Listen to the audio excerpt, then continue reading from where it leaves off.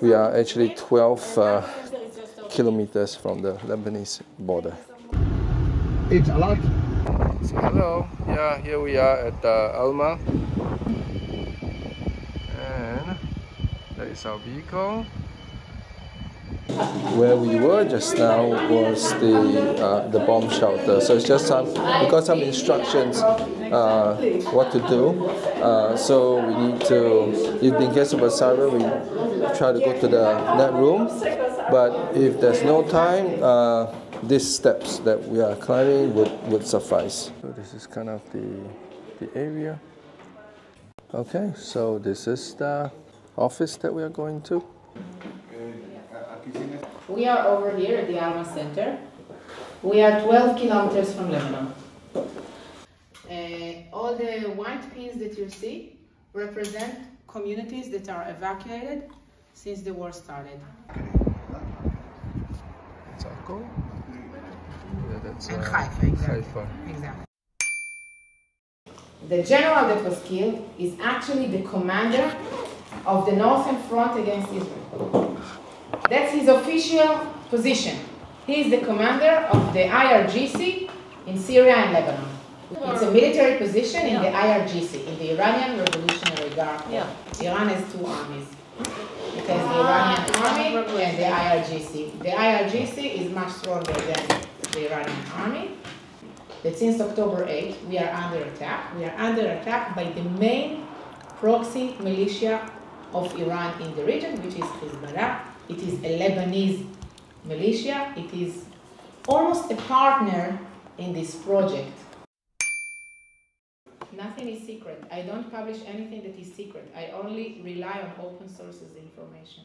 The purpose of this organization is everything to is from open source. Yes, is to create a platform of knowledge about Israel's security challenges on its northern borders that could be used by international community. We don't get any support from any government or any political party, and actually I don't want to. I never asked. It's important for me to keep the independence. Donors from Israel? No, most donors are not from Israel. Since October 8, I started to talk about myself. October 7, nothing was going on here. But the next day, the bombing started, and actually Hezbollah launched mainly anti-tank missiles from Lebanon to the border areas. The targets were mainly IDF posts, IDF surveillance capabilities on the borderline itself. For me, as an expert to security, what my analysis was, Hezbollah is about to invade. Hezbollah is about to carry on the same attack that Hamas had done. Now imagine we are 12 kilometers from the border, I live 9 kilometers from the border. This is a very scary feeling. We talk about braveness versus fear. This is a very scary feeling that accompanied me until today. So there is like rationality. If I'm doing now a rational assessment, I don't think Hezbollah will invade Israel tomorrow. Okay? But if you ask the mother who lives here, every day I wake up before 6:30 to listen what's going on outside. Since the war started, we have 1,400 attacks. It doesn't mean 1,400 missiles. The number of missiles are much more. You can have 2 missiles in one attack, and you can have 80 missiles in one attack. They started from anti-tank missiles. To your question, anti-tank missiles are defined as short-range missiles, okay, these two types. If they get to 10 kilometers, this is the most advanced missiles. They are very accurate, meaning that wherever they point to, this is where they are going to hit. We don't have alerts, and Iron Dome cannot intercept them because they are launched what we call direct shooting and not like this. Iron Dome can intercept whatever is launched like this. Here, anti-tanks, what you imagine is that the target is a tank, but the target is not a tank. So it's also a tank. It could be a house. 2 people were killed in this house, in this heat. Iron Dome cannot intercept that, and there is no alert. They were sitting and eating lunch in the kitchen, and this is how they were killed.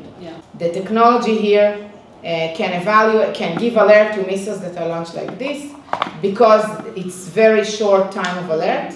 As I've said, it's very short range. This was launched from a range of maybe 3 or 4 kilometers. And sometimes it's a range of a few hundreds of meters, and sometimes it's a range of a meter. It's a few seconds of... Exactly, you don't have enough time. For example, over here, if we hear the sirens, we have around 15 seconds to run for shelter. That's not Tel Aviv. These are the most unsophisticated technology that you can imagine. You just take half a ton of explosives, and they used to be dropped from helicopters on the rebels in Syria. What Hezbollah had done, he took these barrel bombs and put them on a very stupid rocket. No GPS, just a rocket, exactly, so they will be launched. But since it's a very stupid technology, okay, it's not a ballistic missiles, whatever, it is launched for very short distances, and again, it is very difficult to intercept, if ever. And we had 70 attacks of these missiles, Burkan. It means that every time there is a Burkan that falls, for example, over here, my whole house is shaking 15 kilometers from there. I hear that. It is heard all over the area. It creates a lot of damage because there are a lot of explosives. So, and I think that we've seen this with Hamas as well. It's not about sophistication. It's about the damage that it can create.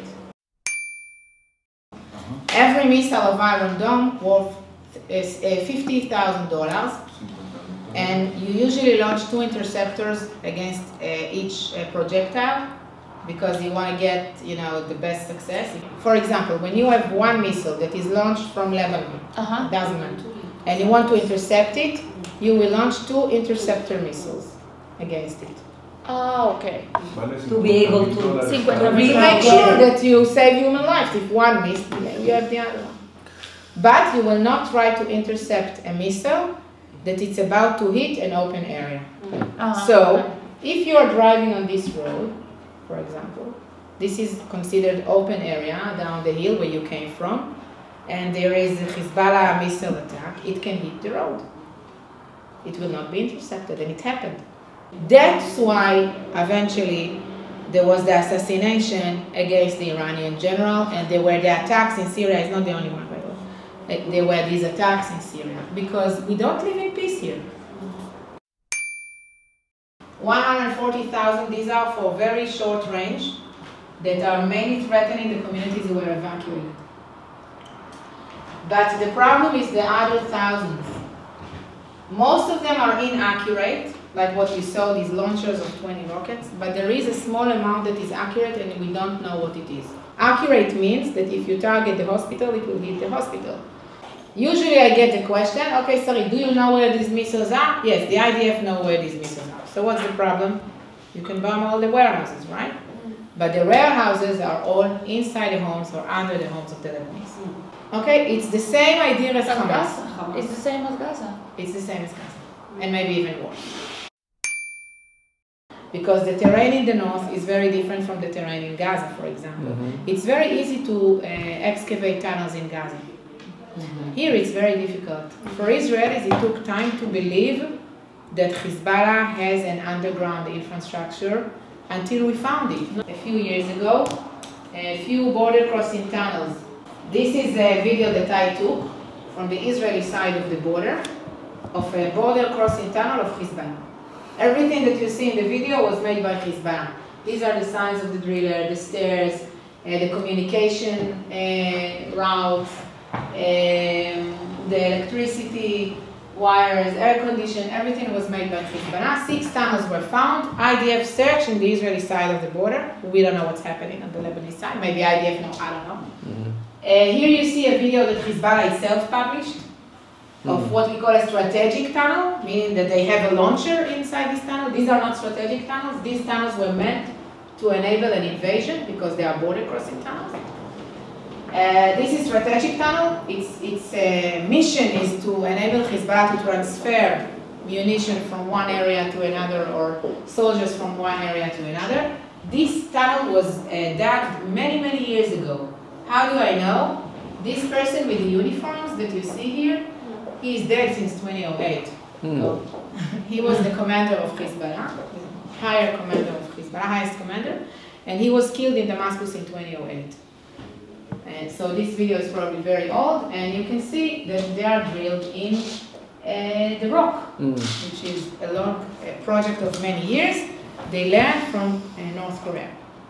They were in North Korea. They were working with a North Korean company.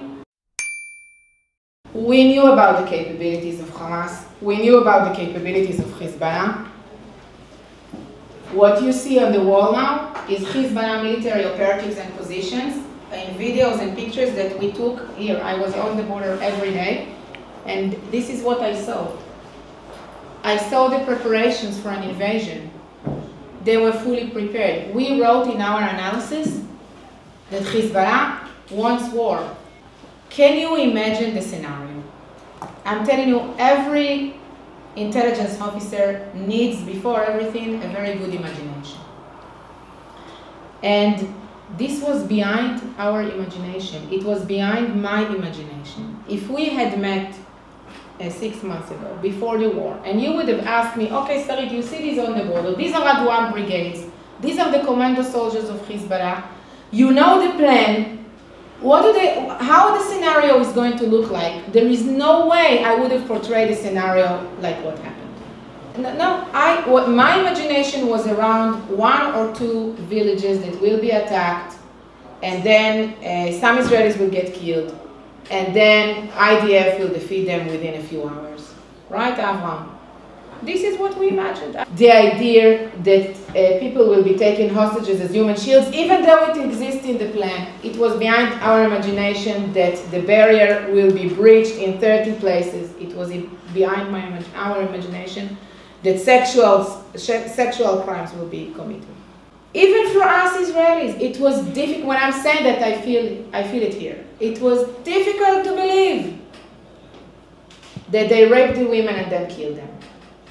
It took time until we actually understood what's happening. That's the base to the failure. We didn't understand how deep is the hate. And I think if you ask me, we don't understand until today how deep is the hate when we speak about Hezbollah. Because I think that there is no difference with regard to the level of cruelty. I live here under the basic assumption that if they will cross the border and get to my town, they will do to me what they had done to the women in the south. That's it.